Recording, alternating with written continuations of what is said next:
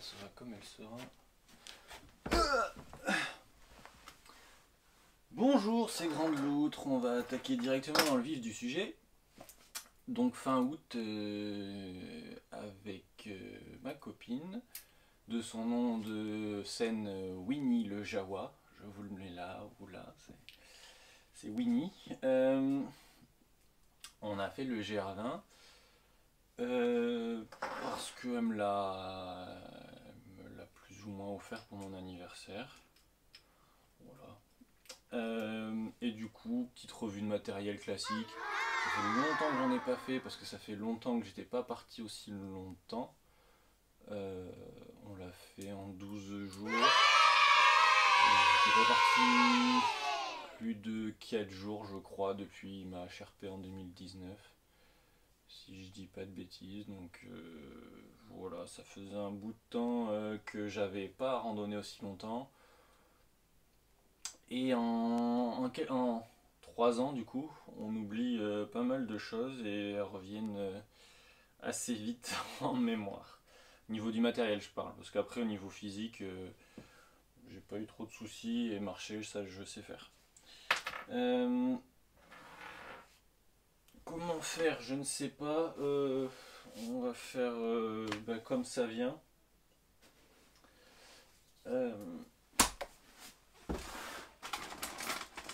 J'espère que les gens qui adorent l'ultra léger ne vont pas s'enflammer.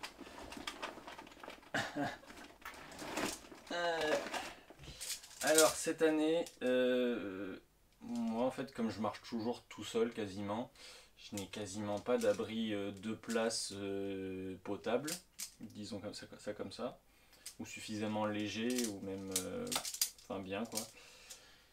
Et là je voulais le fabriquer, j'ai pas eu le temps parce que c'était la haute saison de fabrication, bon ça l'est toujours mais bon du coup j'ai pas pris le temps de faire l'abri parce que en plus ici faire des abris c'est compliqué parce que le plan de travail est petit. Du coup je l'ai pas fait et quand j'ai réalisé que j'allais pas le faire, il était trop tard pour acheter quelque chose. Quelque chose du moins que j'aurais envie de garder. Donc plutôt que d'acheter quelque chose pour le revendre ou acheter quelque chose dont je vais pas me servir après, je me suis dit tant pis, je vais prendre mon vieux truc qui m'a servi pour traverser les Pyrénées en 2015, ma toute première longue randonnée que j'ai fait commencer avec mon père, qui est la Ferrino Lightent 3, qui fait je crois 2,2 kg ou 2,3 kg que j'ai porté. Double paroi avec des arceaux. Elle est vieille, il y a toutes les coutures thermocollées qui se décollent. Du coup, l'après-midi, avant qu'on parte, on est parti le soir pour Bordeaux, pour ensuite prendre un avion pour la Corse. Et dans l'après-midi, j'ai refait les coutures au silicone transparent plus white spirit. Il faisait très chaud, ça a séché très vite, donc je pense que c'est pas idéal. Normalement, il faut pas l'exposer au soleil ni rien, mais là j'avais que mon jardin en plein soleil, donc je l'ai fait en plein soleil. Ça a quand même fonctionné, donc pour un vieux abri comme ça où on n'attendait pas beaucoup de pluie, c'était pas très grave. Mais il fallait quand même que ça soit fait parce qu'on a pris 2-3 petites douches. Le problème global de l'abri que j'ai eu en fait, c'était mis à part le poids, mais bon ça à la limite je l'ai porté.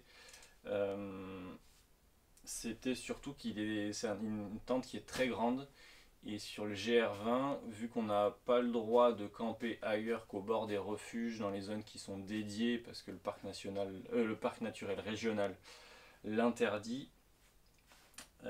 On peut toujours le faire, mais j'ai vu très peu d'emplacements et c'était des petits emplacements. Et même sur les refuges, c'était des petits emplacements et du coup, les grandes tentes avaient beaucoup de mal à bien à planter. En plus, elle est semi-autoportante, elle n'est pas complètement autoportante. Donc, il faut quand même planter des sardines pour qu'elles tiennent debout. J'ai vu très peu de tentes qui se montaient avec des bâtons et en toute honnêteté, à moins d'avoir vraiment un abri tout petit, les abris qui se montent avec les bâtons, ça nécessite souvent quand même d'avoir de la place pour pouvoir... vu qu'il n'y a pas d'armature, vu que c'est avec les bâtons de randonnée, l'emprise au sol est plus grande pour pouvoir fournir un volume conséquent parce que tout autour c'est du volume qui est inutilisable en fait quand la tente est vraiment quand elle part comme ça, enfin bref je vous explique pas, vous savez ce que c'est une tente. Et du coup les formes de dôme c'est ce qui est le plus répandu parce que il y a beaucoup de gens qui commencent la randonnée et qui achètent des tentes en forme de dôme parce que c'est quelque chose de très confortable, très facile à utiliser mais un petit peu lourd. Sur le coup j'ai regretté de ne pas en avoir une, genre une MSR Uba Uba parce que au moins j'aurais pu la monter partout sans trop me prendre la tête parce que là à chaque fois il fallait, en plus c'était toujours en pente, toujours des petits emplacements pour des tentes autoportantes. Donc en plus, enfin bon, je vais pas en parler de suite, mais on paie toutes les nuits pour un emplacement et au final on n'a pas la place de planter la tente et c'est en pente. Donc ça c'était vraiment rageant tous les soirs. Donc si vous espérez partir sur le GR20, il faut malheureusement les tentes autoportantes auront plus de facilité à se planter un peu sur les endroits où on a le droit. Et à part quelques exceptions près où il y avait la place mais c'était quand même en pente. Et après prendre des tentes avec une emprise au sol réduite parce que les emplacements sont petits. Donc là j'avoue pour le GR20 une tente autoportante c'est tout à fait adapté même si c'est plus lourd qu'une tente qui va se monter avec un bâton. Après si on a une toute petite tente ou peut-être un tarp, peut-être que ça passe, mais je me souviens la dernière nuit qu'on a passé sur un campement au bord d'un refuge. Il y avait quelqu'un qui avait la tente qui se monte avec des bâtons de Fort Class, là, de Décathlon. Et quand je suis allé aux toilettes à 4h du matin, je crois, il y avait un bâton qui était debout et l'autre, vu qu'il était au bord du sentier, et sa sardine était plantée dans le sentier, où il n'avait pas réussi, du coup le bâton était tombé sur lui. Et, bon, la personne dormait dedans apparemment, mais bon, c'était compliqué de trouver des emplacements, d'autant que c'est premier arrivé, premier servi, même si on a réservé un emplacement de tente. Donc ceux qui arrivent à 13h parce qu'ils se lèvent à 4h du matin, ils ont les meilleurs emplacements et après les autres, ils ont ce qui reste. Donc il vaut mieux avoir une tente qui se monte partout et qui tienne toute seule. C'était long, mais c'était à savoir pour le GR20 ce point-là. Donc ça c'était un âne mort, mais bon, plutôt que d'acheter quelque chose qui allait me servir à rien, j'ai préféré prendre un vieux truc et le rafistoler vite fait. Hop. Voilà, on doit déjà être à 10 minutes de vidéo. Ensuite, dans la même idée, je suis parti avec ce que j'avais. Donc là, c'est mon 000 petit Astazu 600 fermeture latérale gauche. Pourquoi j'ai pris celui-là et pas le kilt? Parce que le kilt, c'est Winnie qui l'a pris. Bien évidemment, c'est trop chaud. Mais je l'ai et il est très bien, donc il a fait partie du voyage, ouvert en longueur comme ça, en couette, ça va, j'arrive à réguler ma température quand même, sans mourir de chaud. Et puis si vraiment il faisait trop chaud, je mettais une jambe dehors ou quoi. Bon. On arrive à se débrouiller quand ça s'ouvre les duvets. Petit retour, petite mise à jour sur le kilt de 000. Cet hiver, je suis allé dormir. Oh putain.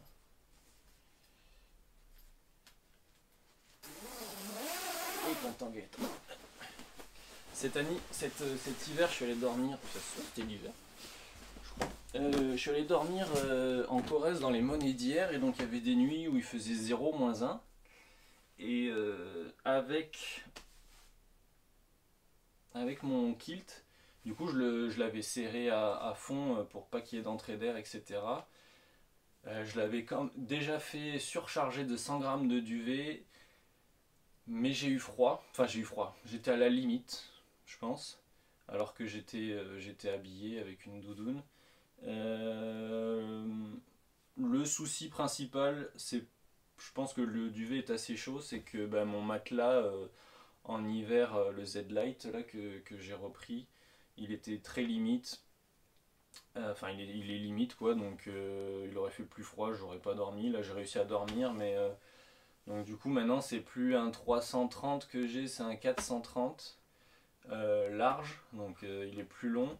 Mais je me suis rendu compte que finalement, quand il était serré bien à fond et quand on avait froid, euh, le bouton pression derrière la nuque, là, il arrête pas de claquer en fait. Donc c'était assez désagréable et finalement j'aurais voulu qu'il soit encore plus long.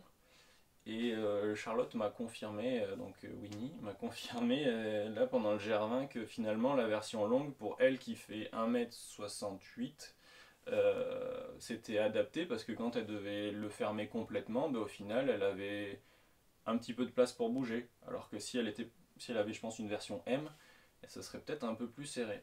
Donc je ne sais pas si Triple Zero fait des versions un peu plus longues, mais ça c'est à savoir. Moi qui fais 1,86 m, il est donné je crois pour des gens qui font jusqu'à 1,90 m ou un peu plus.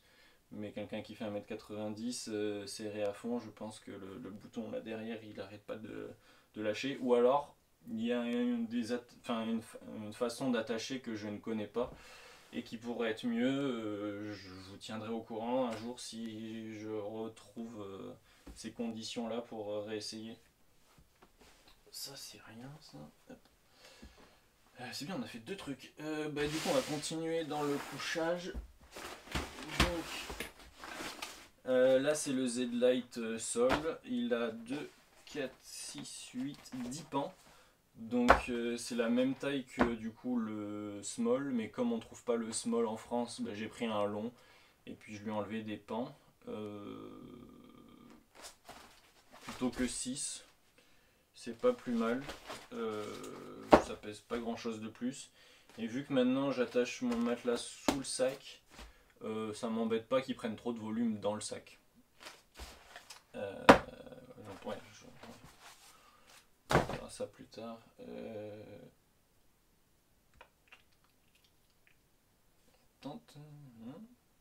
Pour le couchage, c'est à peu près bon. Ça, on verra après. Pour la nuit, j'avais mon collant en mérino Fort Class. Je suis pas un grand fan de Decathlon, mais faut avouer que pour le textile, c'est quand même pas trop mal. Donc, je suis parti avec ça pour la nuit. C'est plus pour être propre que vraiment avoir chaud. Parce qu'en fait, tous les jours, j'avais pas prévu, mais parce que je m'étais très mal renseigné. Tous les jours, en fait, on a pris une douche, chaude ou froide.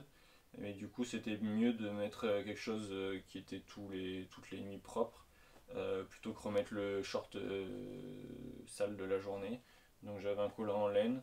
Et puis normalement, je le prends toujours parce que je m'attends à des températures plus froides. Donc je me suis pas vraiment adapté aux conditions que j'allais rencontrer. J'ai pris plutôt une liste générique, sachant que ça allait très bien passer. J'aurais pu m'en passer, mais vu que mon short n'a pas de caleçon, et que dès que mon short, j'y ai passé une journée dedans, il pue. Donc l'un dans l'autre, c'est bien d'avoir un pantalon. Et ensuite, je m'en suis un petit peu servi pour dormir aussi en pyjama ou pour me tenir chaud un peu le matin ou le soir. Mais il a vraiment pas fait froid. Je pense que la nuit ça descendait à peut-être 16 ou 17. Mais c'est une polaire en alpha direct de Farpoint. Farpoint, c'est un petit fabricant qui est basé dans l'Oregon aux États-Unis. Et l'alpha, si vous ne le connaissez pas, en fait, à la base, c'est un tissu qui a servi à l'armée à faire un isolant dans des parkas. Et ils se sont dit un jour, bah tiens, cet isolant qui est normalement toujours combiné et en sandwich entre deux tissus, est-ce qu'on pourrait pas s'en servir tout seul? S'il était toujours utilisé entre deux tissus, c'est pour une bonne raison, c'est parce que c'est quand même vachement fragile. Faut y faire très attention. Je ne l'ai pas beaucoup porté en portant le sac. Mais j'ai très peur que les bretelles, que les zones au niveau des bretelles s'abîment très vite. Là il n'a pas bougé, bon après je suis pas parti des mois non plus, hein. Mais là c'est une version en 90 grammes, 90 grammes par mètre carré. Donc là c'est du L,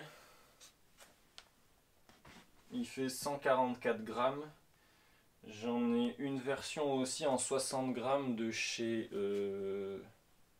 Vado Ultralight, mais je crois qu'il n'en fait plus. Et elle, en 60 grammes, elle est pile à 100 grammes. Alors, c'est pas très durable. Enfin, je pense que ça va pas être très durable. Et donc ça me gêne un petit peu. Mais le rapport gain de chaleur-poids est vraiment très très surprenant. On a l'impression qu'on se met une gueille, un truc tout pourri sur le dos. Et finalement, on ressent la chaleur directement.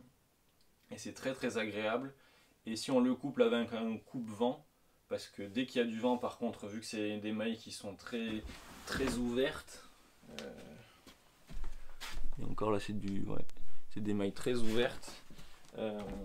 Dès qu'il y a du vent, on perd pas mal de chaleur, donc mais couplé avec un coupe-vent, c'est le seul haut thermique que j'avais et c'était largement suffisant.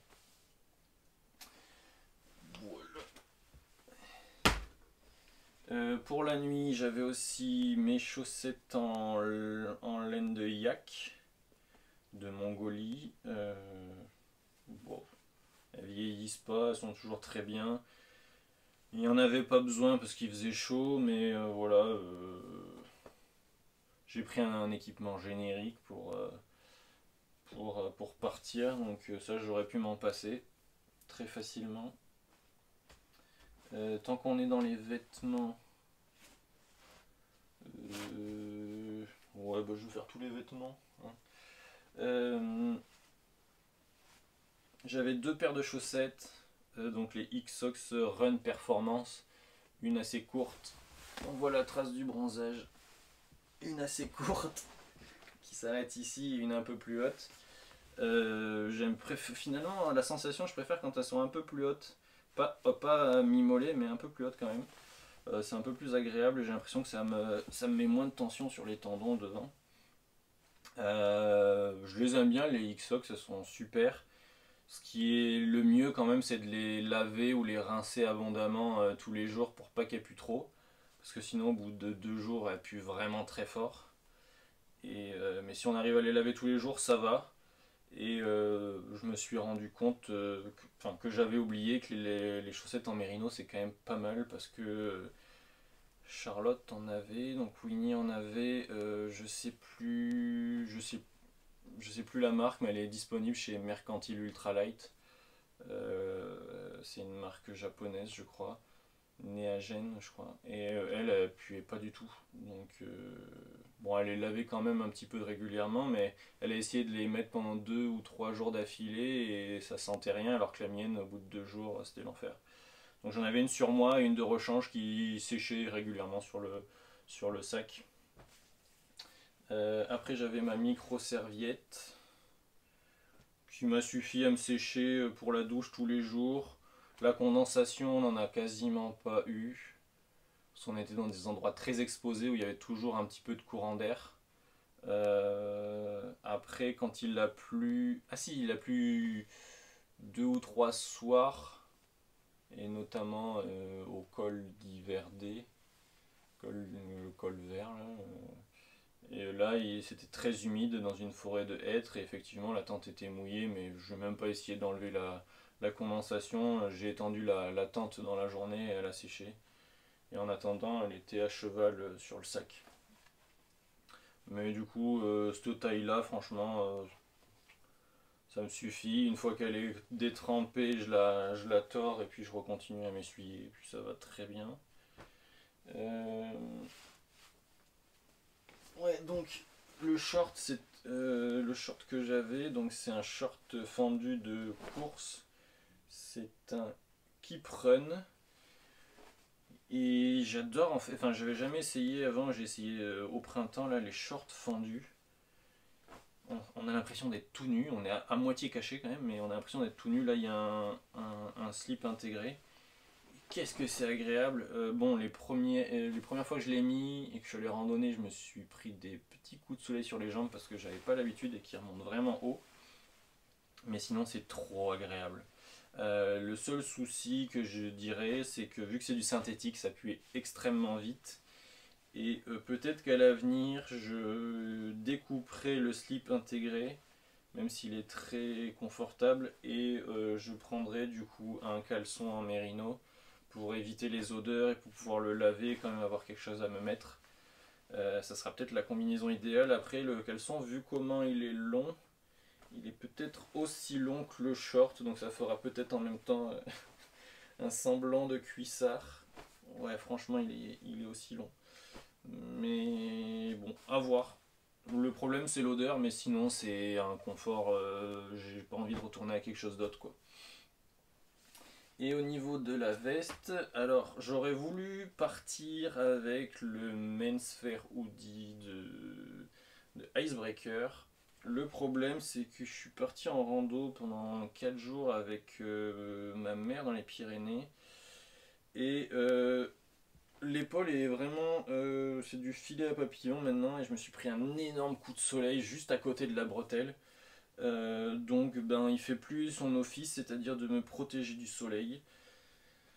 Donc, je le garde pour éventuellement avoir des patrons un jour, si j'arrive à trouver du temps pour m'en faire un. Sinon, ben, il est à la retraite. Il semblerait qu'Icebreaker recommence à en faire un modèle un peu équivalent, mais celui-là, qui est parfait, ils ne le font plus. Du coup, j'avais le choix entre mon Rab. Rab, c'est un, je sais plus comment il s'appelle. Mais apparemment, quelqu'un m'a dit qu'ils avaient arrêté de le faire, donc je crois que je suis maudit. C'est un, il est ultra léger, lui vraiment, il sèche vraiment en 2 secondes. Euh, il pue très vite aussi, mais il est très agréable à porter. Pour les grosses chaleurs, c'est très agréable. Après, dès qu'il fait un petit peu frais, il sert strictement plus à rien. Du coup, c'est celui que j'ai pris. Parce que sinon, j'avais l'autre option de prendre le, le même fabricant que pour la polaire, donc Farpoint. Faisait à une époque, je crois qu'il n'en fait plus, des, des sun hoodies, donc des t-shirts à capuche à manches longues en mérino. Mais là, c'est du mérino en 200 grammes comparé à Icebreaker qui est en 150 grammes. Et c'est peut-être un peu plus solide, mais ça me tient beaucoup trop chaud avec les longues manches, etc. Donc j'ai préféré partir sur une autre solution. Et puis ça taille un petit peu grand, là j'ai l'impression d'avoir j'ai un peu l'impression d'avoir une robe. Alors que c'est du L et que normalement je fais du L facile. Donc les tailles américaines, faut se méfier. Notamment, je crois que si on commande chez Lighted Equipment, Farpoint ou à d'autres endroits, bien vérifier, mais fréquemment prendre une taille en dessous. Mais si vous vous faites avoir, je serai pas fautif. Donc je suis parti avec le Rab et il pue vite, mais bon, en le lavant régulièrement, ça va. Et c'est là où maintenant je repars sur la recherche d'un t-shirt en manche longue à capuche en mérino. Donc soit je le fabriquerai, mais je pense que j'aurai pas le temps. Soit je le trouverai, il y a d'autres fabricants, je crois, qui en font.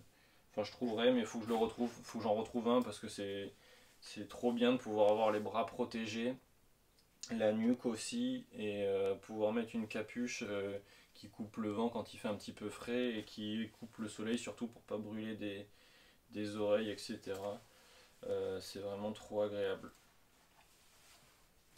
Sinon, il y a une autre solution, c'est de partir sans capuche, mais en mettant un chapeau à bord plat.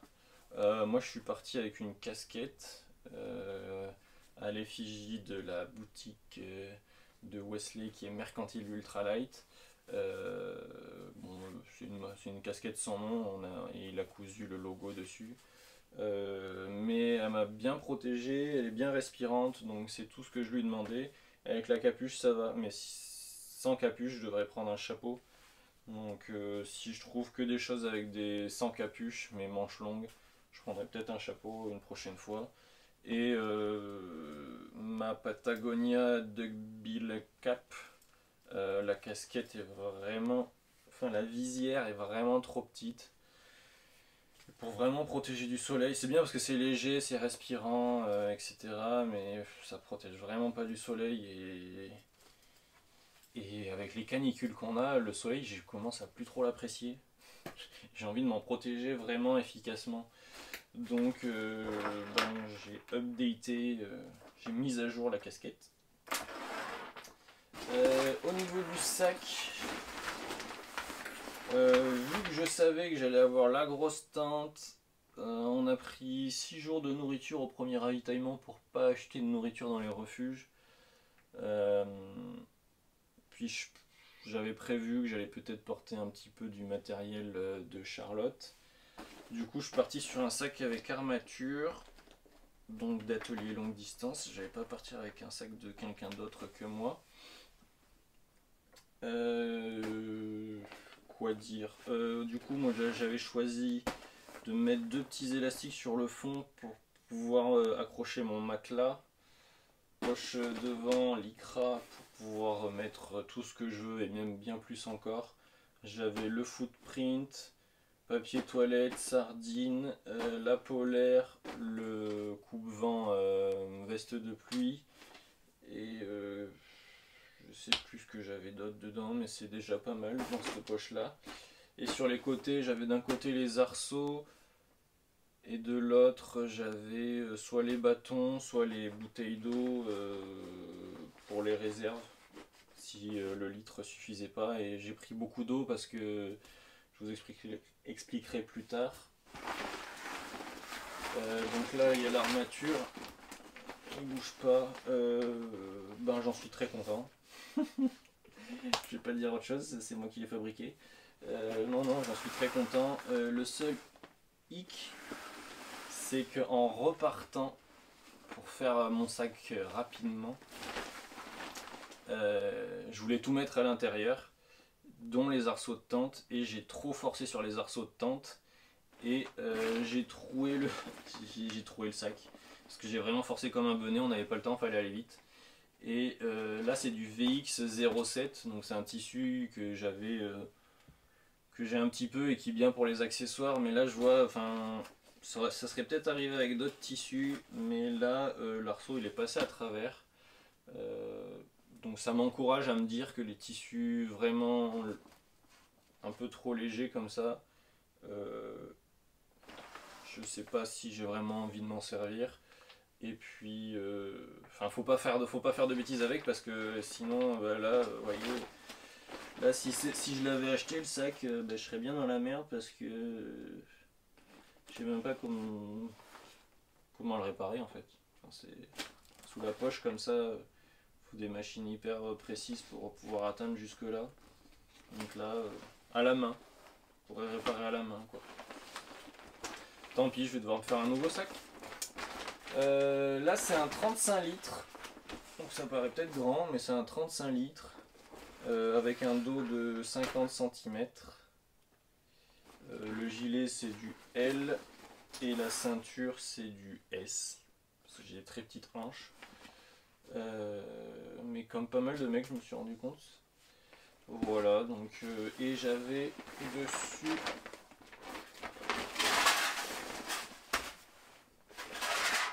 je vous la montrerai plus tard, mais j'avais mis à droite une poche amovible, à zipper, où dedans je mettais un petit peu de nourriture et quelques autocollants si jamais il y a des gens qui voulaient avoir le nom d'atelier longue distance. Donc j'avais deux flasques, une de chaque côté.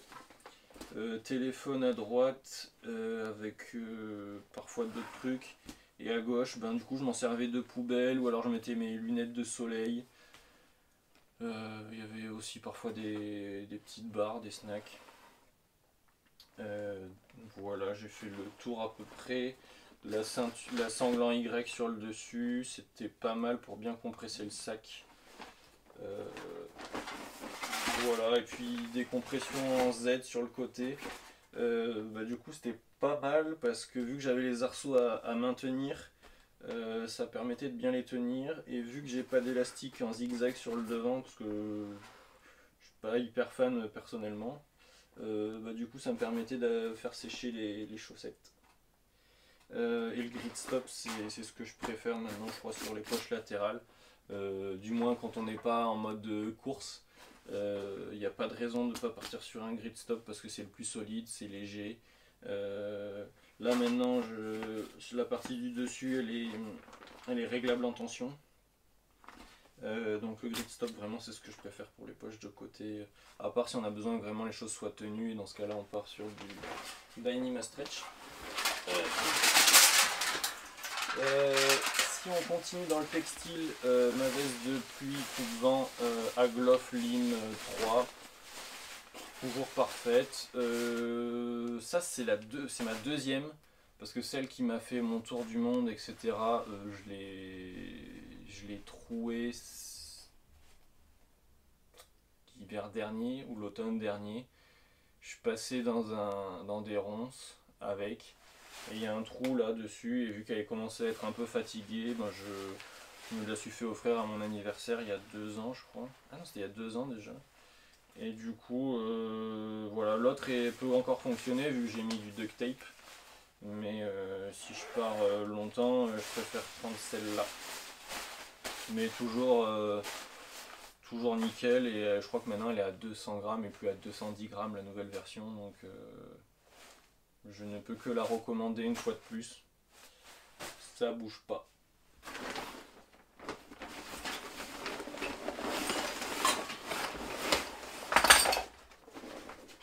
Il a pris des trucs ce con. Là le sac sans la poche ventrale, il est de mémoire, je crois qu'il est à 700 grammes. Peut-être un tout petit peu plus. Et donc avec l'armature, il y a bien une armature. Voilà. Qui est amovible. Donc du coup les 2 flasques que j'avais, les Decathlon, elles n'ont pas bougé depuis que je les ai achetées, donc je les garde. Les deux flasques sur le devant. Ensuite, pour l'eau, j'ai trimballé le Sawyer Squeeze qui m'a servi juste à m'alourdir, je m'en suis jamais servi. Il y a de l'eau à tous les refuges. Vu qu'il y avait une sécheresse et que j'avais entendu qu'il y avait des refuges qui n'avaient pas d'eau, je m'étais dit que j'allais peut-être devoir la filtrer à des endroits, etc. Il s'avère qu'il n'y avait nulle part où besoin de filtrer de l'eau, donc vous prenez 2 micro-pures au cas où, vraiment, en dernier recours, mais sinon on peut se passer de filtre sur ce GR, parce qu'il y a beaucoup d'humains, surtout. Tac. Du coup, pour porter l'eau en plus des flasques, j'avais prévu large, pour voir si ça fonctionne, parce que j'ai peut-être un projet d'aller dans un endroit où il y aura besoin de beaucoup d'eau. Du coup, j'avais pris 2 Vesica. En gros, j'avais 6 litres d'eau plus les flasques, j'avais 7 litres de capacité. Ce qui est beaucoup trop pour le GR20. Clairement, avoir 2 litres, ça suffit amplement en plus des flasques, donc 3 litres total. Mais j'en ai porté un petit peu pour Winnie, pour lui alléger son sac. Parce qu'elle avait un petit peu mal au genou au bout de quelques jours dans les descentes vraiment très abruptes, parce que c'est vraiment pas roulant du tout. Donc je lui ai pris un peu de son eau, donc ça a fait monter le poids du sac, donc l'armature était appréciable. Mais du coup, pas besoin d'autant, juste peut-être 2 litres, 2 litres et demi de capacité, voire 3 litres si vous marchez lentement. Largement suffisant. Là je me suis servi je crois que j'ai porté jusqu'à 5 litres, mais parce que c'était pour 2 personnes quoi. Sinon il n'y a pas besoin. Je regarde si ça enregistre toujours. Ouais, c'est bon. Ah oui, là, la pochette.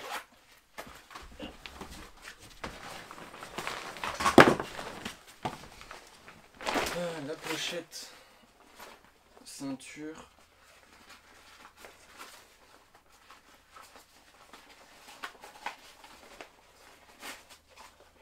Qui s'ouvre et se ferme à une seule main. J'ai mis un point d'honneur à ce que ça soit le cas. Il y a plein de gens qui détestent devoir utiliser leurs deux mains pour pouvoir l'ouvrir et la fermer. Donc,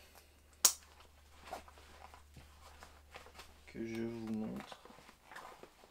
Voilà, forcément ça peut le faire. Là, on ferme et on ouvre. Voilà. C'est bon. À une main. Hop. Ça c'est bon. Ensuite, pour mes vêtements de nuit et mon sac de couchage, j'avais un sac à sec d'atelier longue distance, fabriqué en Dyneema. C'est une petite technique pour le fermer, mais après sinon ça bouge pas. Je m'en sers aussi d'oreiller, je le remplis des quelques vêtements que j'ai en rab et je le roule un petit peu et ça me sert d'oreiller. J'étais très sceptique au tout début de la tenue, la longévité de l'assemblage par collage plutôt que par couture. Il s'avère que c'est vraiment... ça bouge pas du tout. Peut-être qu'il y a des gens qui ont des problèmes. Mais en tout cas, j'ai aucun retour négatif sur ce produit. Et vraiment, les coutures, elles tiennent super bien.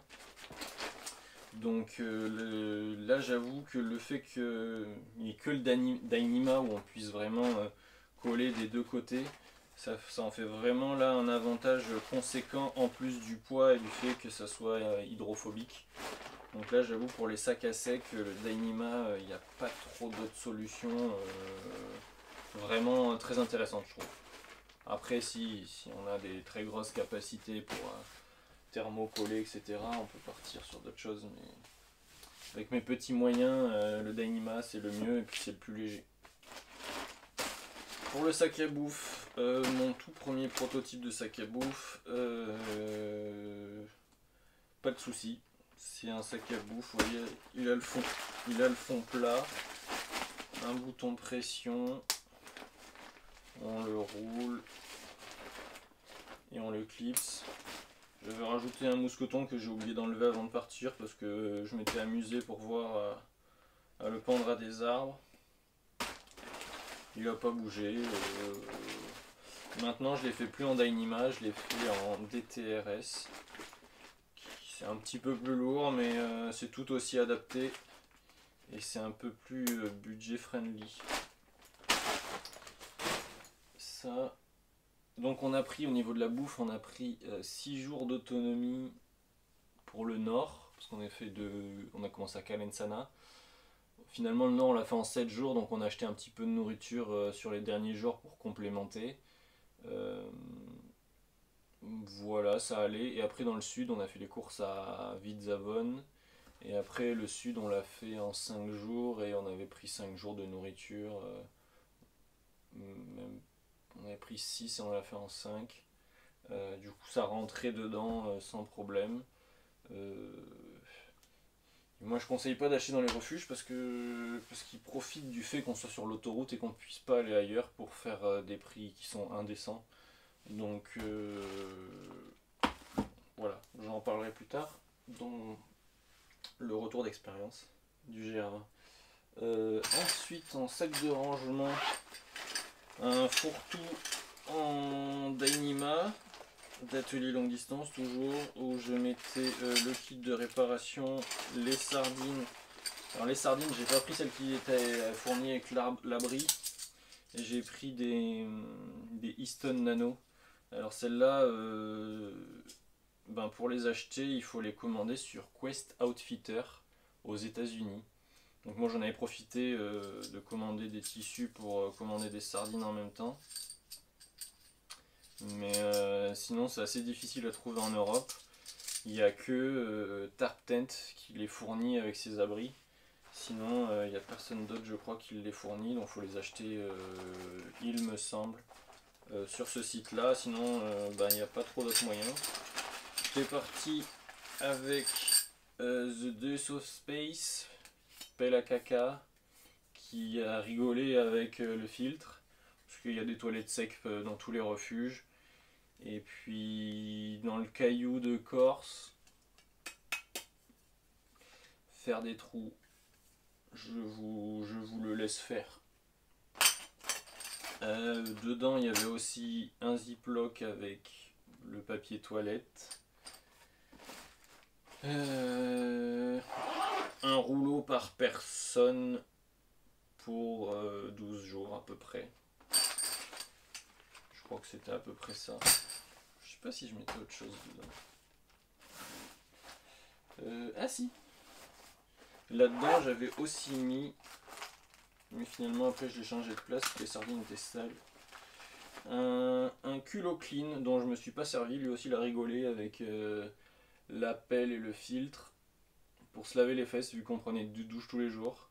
Vous le branchez sur une bouteille ça normalement et ça vous permet de vous envoyer un jet d'eau dans les fesses pour vous laver quand il n'y a pas trop d'eau disponible ou même pour utiliser moins de papier.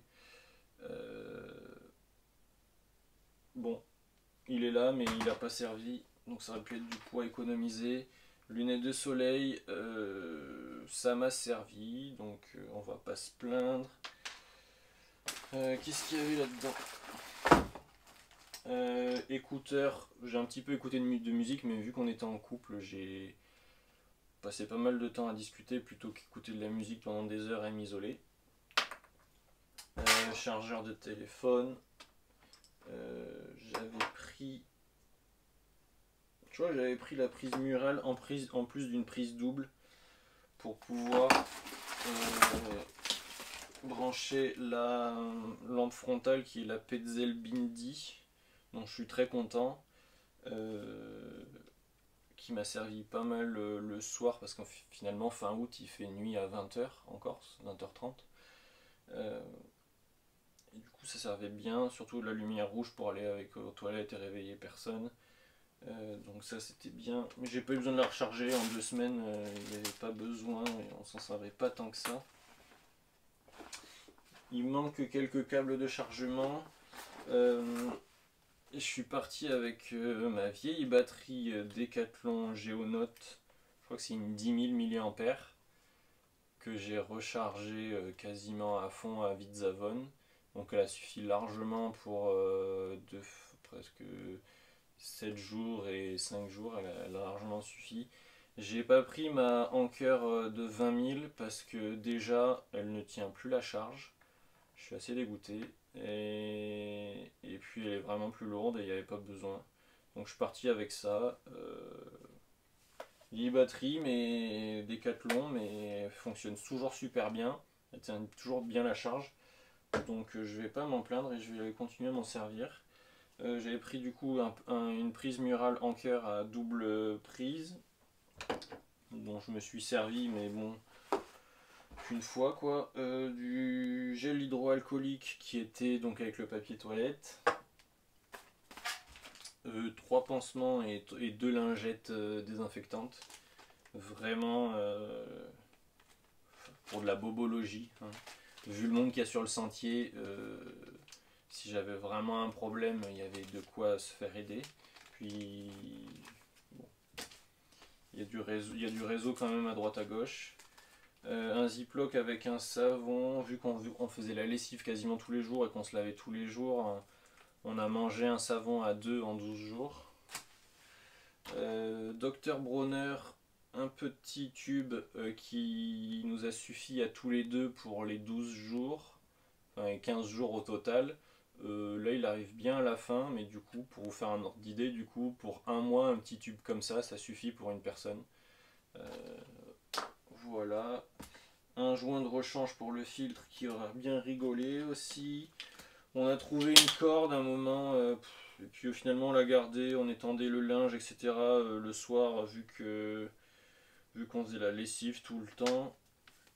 Mais je l'ai pris pour pas le jeter, mais bon, ça nous a servi un petit peu, mais parce que vraiment on faisait la lessive très souvent.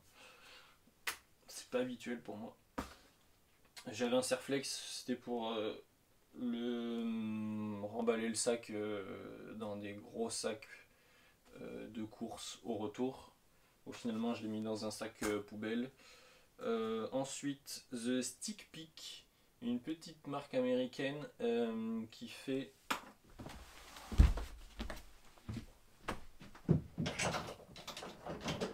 des supports de téléphone qui se mettent au bout des bâtons. Donc Stick, S-T-I-C-K-P-I-C, Stick Peak. Donc après, selon la référence de vos bâtons, il y a différents embouts. Et ça vous permet de vous prendre en photo ou en vidéo. J'ai dû le faire une fois le premier jour et puis après il est resté au fond du sac. Donc c'est pas mal, mais je m'en sers pas. Donc sûrement que ça repartira pas avec moi la prochaine fois.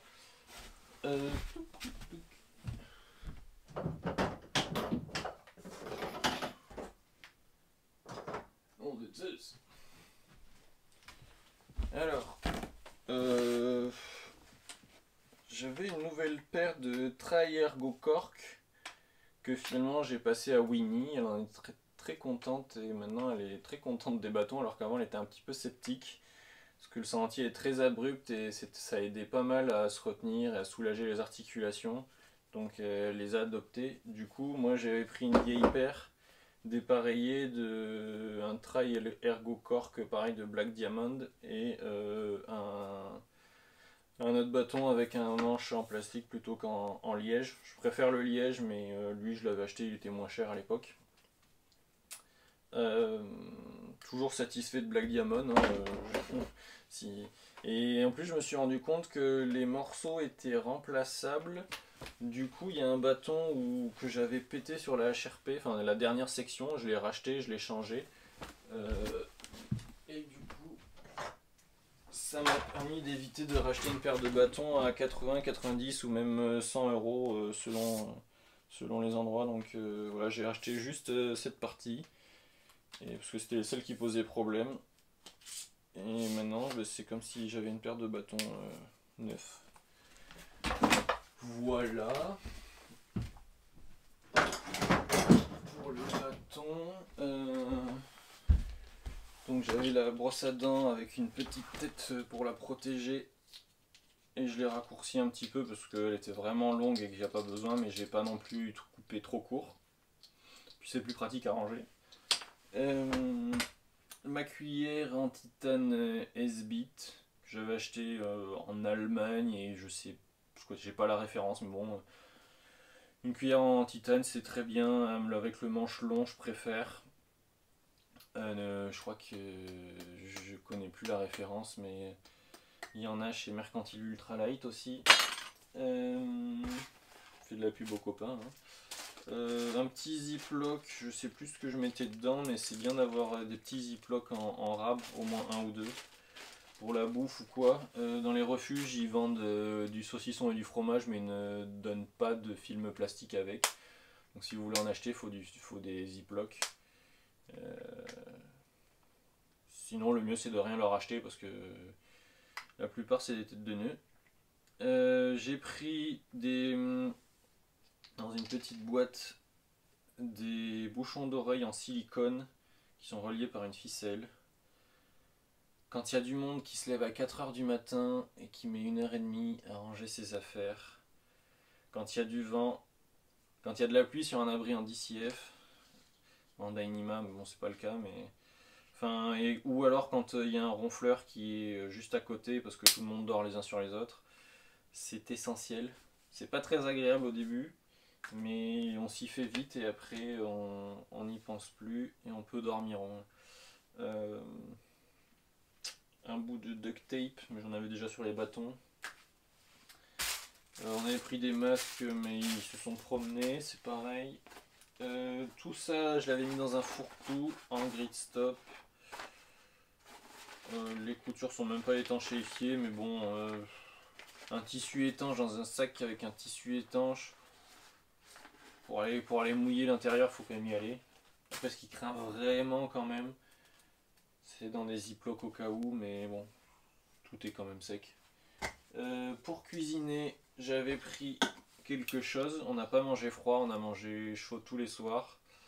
Vu que Winnie n'est pas aussi extrémiste que moi, elle aime bien pouvoir manger chaud le soir. Donc c'est un petit réchaud de chez Vargo en titanium.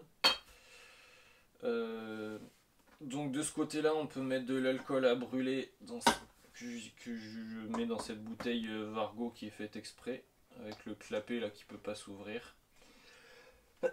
Une petite bouteille comme ça, elle a fait largement le GR20. J'aurais pas pris de réchaud si j'avais su, parce que en fait dans les refuges, à partir du moment où on campe, on a accès à des cuisines avec du gaz. Donc je crois qu'on s'est servi du réchaud 2 ou 3 fois parce qu'on avait la flemme d'aller à la cuisine qui était loin. Mais sinon, il n'y a pas besoin de prendre de réchaud sur le GR20. Mais ce réchaud là, en dehors du GR20, je l'aime bien parce qu'il est vraiment petit, compact. Vous voyez, il prend quasiment pas de place. Il y a un trépied intégré dessus des deux côtés, ce qui permet que selon le côté où on l'utilise, là c'est pour du gel ou de l'alcool, enfin des tablettes solides, et de ce côté là c'est pour l'alcool liquide. Selon le côté où on s'en sert, on peut bien l'enfoncer dans le sol si le sol est un peu meuble, et comme ça permet qu'il soit très stable. Et après il y a de l'autre côté, voilà, les trois piquets qui permettent que ça soit bien stable. C'est super léger. Du coup, avec un briquet, au bout de peut-être 30 secondes ou une minute, le préchauffage termine et ça brûle. La bouteille, ça fait vraiment... Je pense qu'on peut faire 2 semaines avec une bouteille comme ça. Donc, mais l'avantage de l'alcool à brûler, c'est qu'on en trouve à peu près partout. À part peut-être dans des mini supérettes, peut-être qu'il n'y en a pas. Mais c'est quand même bien plus commun que les cartouches de gaz. Donc si j'ai besoin d'un réchaud, je pars avec ça. Je fais pas du grand hivernal, donc le réchaud fonctionne toujours. Le mini bic qui va avec. Le Vargo Bot qui permet de se passer d'un pot en plastique où on ne sait pas trop si le plastique se détériore ou pas. Il est très cher. Je me suis fait manger le joint en silicone par des souris une nuit. Mais il ferme quand même encore bien. Il est quand même encore plus ou moins étanche. Il permet de faire gonfler à froid des choses en le fermant comme ça. Ou alors de le faire juste de s'en servir comme une popote normale de 700 ml. Avec le chapeau qui se retourne. J'en suis très content. Et enfin le pare-vent en titane de Tox, je crois, que j'ai recoupé pour être à la bonne taille. Et ce que je faisais, c'est que le pare-vent, je le roulais pas en petit, je mettais le réchaud dedans, le briquet, je mettais des sneakers ou des bars ou de la bouffe, et après tête en bas, je le fermais et là j'étais bon pour gagner de la place. Au niveau du matériel, je crois que c'est tout. Donc il y a quelques trucs quand même qui m'ont pas servi, notamment au niveau du portage de l'eau, de la filtration, le truc pour me laver les fesses, le stick pic pour prendre des photos, des selfies. Voilà, je crois que c'est pour les choses qui m'ont pas trop servi. Bon, la trousse de secours elle m'a pas servi, j'ai pas eu d'ampoule. Avant j'avais énormément d'ampoules tout le temps, maintenant je ne sais pas pourquoi, je me suis fait les pieds sûrement, j'ai quasiment plus jamais d'ampoule. Est-ce que c'est parce que j'ai changé de chaussures? Est-ce que j'ai un sac parce que c'est un sac plus léger? Est-ce que c'est parce que je suis habitué à marcher? Je ne sais pas, mais maintenant j'ai plus d'ampoule, je touche du bois. Voilà. Peut-être que j'en aurai certaines fois, mais une bonne hygiène des pieds, des chaussures où on se sent bien, Ça aide quand même pas, et des chaussures respirantes, ça aide quand même pas mal à éviter les ampoules.